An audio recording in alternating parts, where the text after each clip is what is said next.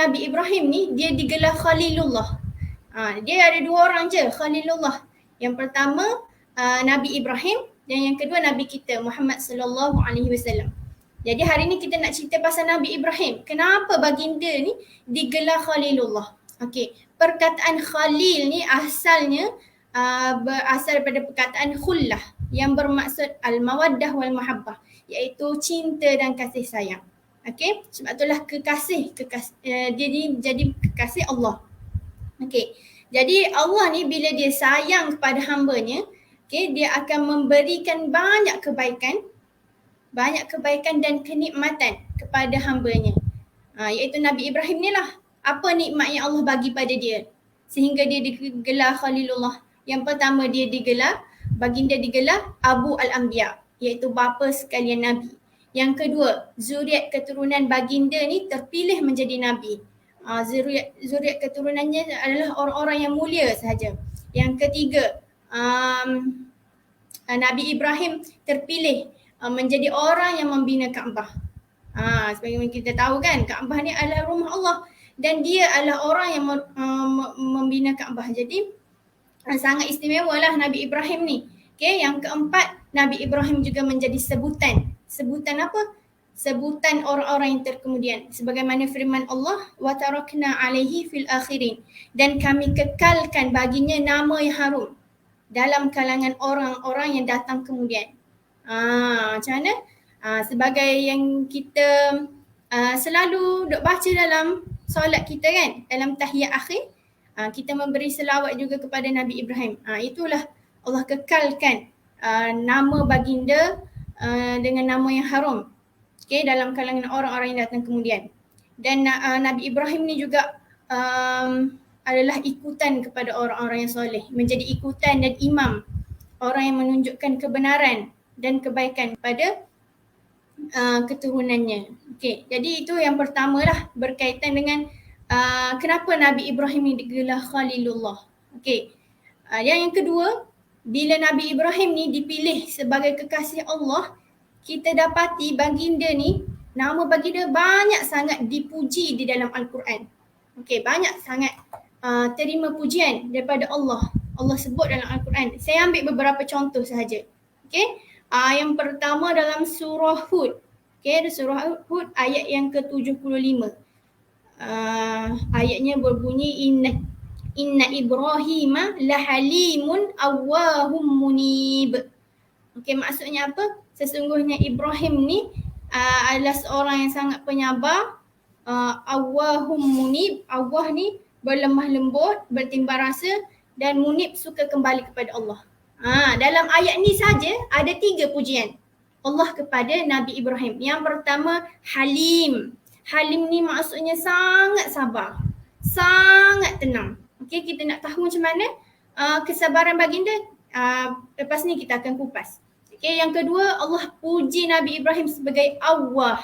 Awwah ni bermaksud hati yang sangat khusyuk, sangat merendah diri kepada Allah. Okey, yang ketiga, Allah puji Nabi Ibrahim sebagai munib, orang yang banyak bertaubat dan kembali kepada Allah. Masya Allah, dalam satu ayat sahaja 3 pujian Allah terhadap Nabi Ibrahim. Itu baru satu ayat. Okey, ayat yang kedua, apa lagi pujian yang Nabi Ibrahim dapat dalam Al-Quran? Iaitu dalam surah An-Najm.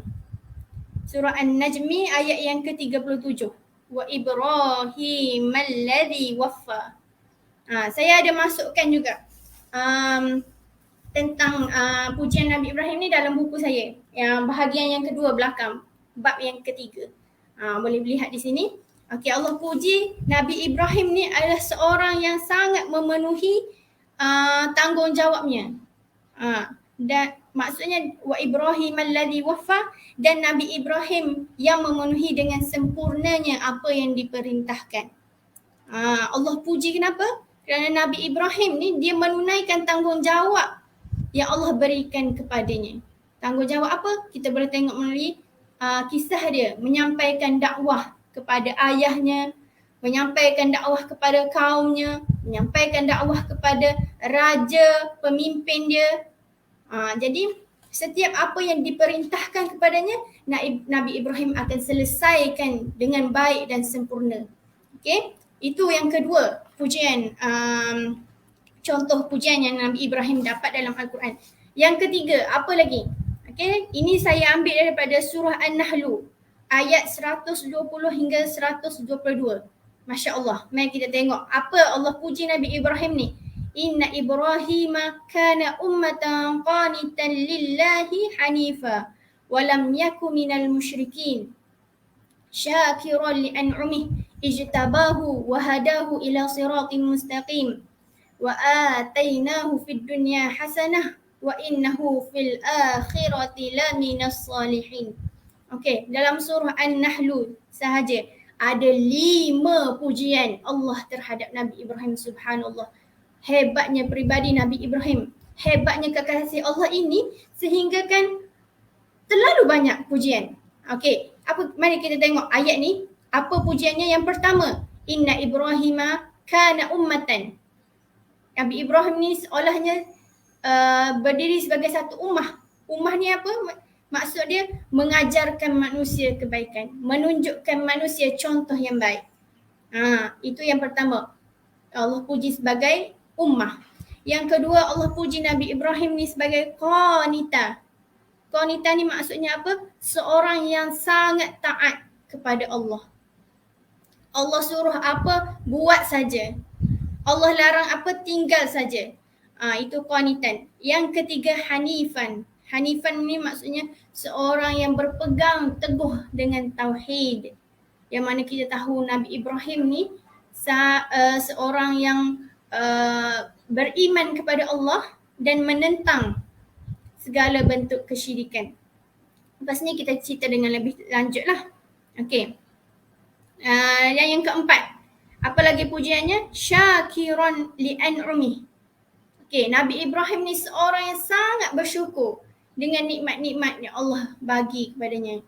Okey, walaupun kita tahu Nabi Ibrahim mendapat zuriat ketika umurnya yang sudah lanjut, tapi dia tetap bersyukur.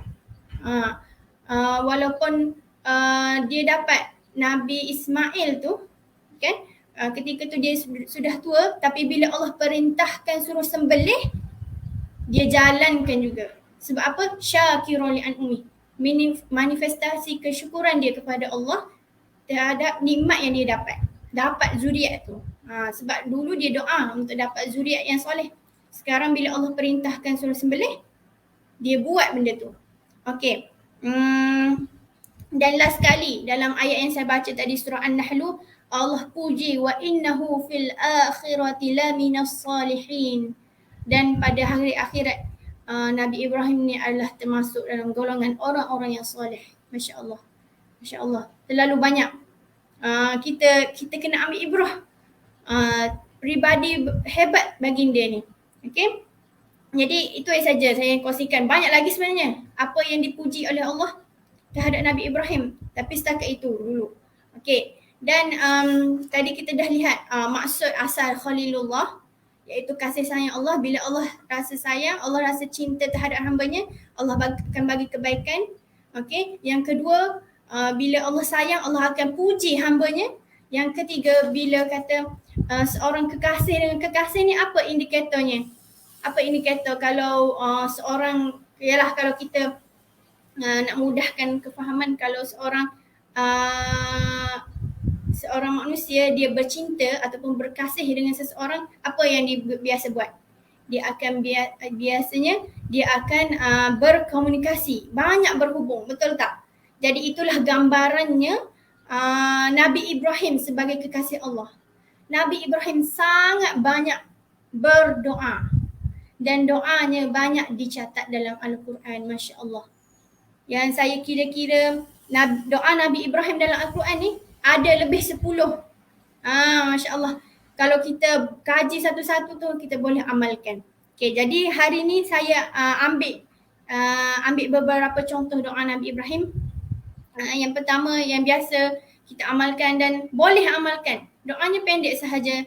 Doa memohon supaya kita ni dijadikan orang yang mendirikan solat dan juga keturunan kita. Iaitu doa apa? Rabbi ja'alni muqimas salah wa min dzurriyyati Rabbana wa taqabbal du'a. Ini adalah doa Nabi Ibrahim. Nabi Ibrahim doa apa? Supaya menjadi orang yang mendirikan solat dan juga keturunannya juga orang yang mendirikan solat. Kalau kita tengok doa-doa Nabi Ibrahim, bila dia doa kepada dirinya, dia tidak tinggal doa kepada anak-anak zuriatnya. Masya Allah. Inilah teladan yang mesti kita ikut daripada Nabi Ibrahim. Itu doa pertama. Doa yang kedua yang kita boleh kongsi kat sini adalah doa Rabbi habli minas salihin. Doa untuk mendapat anak yang soleh. Okey. Kalau kita fikir Nabi Ibrahim ni ialah Nabi kan? Tapi tetap berdoa supaya Allah kurniakan zuriat. Zuriat yang soleh. Rabbi habli minas salihin. Wahai Allah, kurniakanlah aku anak dalam kalangan orang-orang yang soleh. Dan Allah makbulkan. Allah makbulkan macam mana? Kita tengok zuriatnya. Nabi Ismail dan Nabi Ishak, kedua-duanya adalah Nabi. Kedua-duanya juga adalah para Nabi. Okey, apa lagi doa Nabi Ibrahim? Yang ketiga saya kongsikan ketika mana dia sedang membina Kaabah bersama anaknya Nabi Ismail. Apa doanya? Doanya Rabbana taqabbal minna innaka antas samiul alim. Ya Allah, wahai Tuhan kami, terimalah amalan kami, sesungguhnya Engkaulah yang innaka antas samiul alim, Maha mendengar dan Maha mengetahui. Okey, sebenarnya banyak lagi doanya, tapi kalau syarah kat sini tak berhentilah maksudnya. Jadi kita setakat itu dulu, cukup 3 yang saya kongsikan.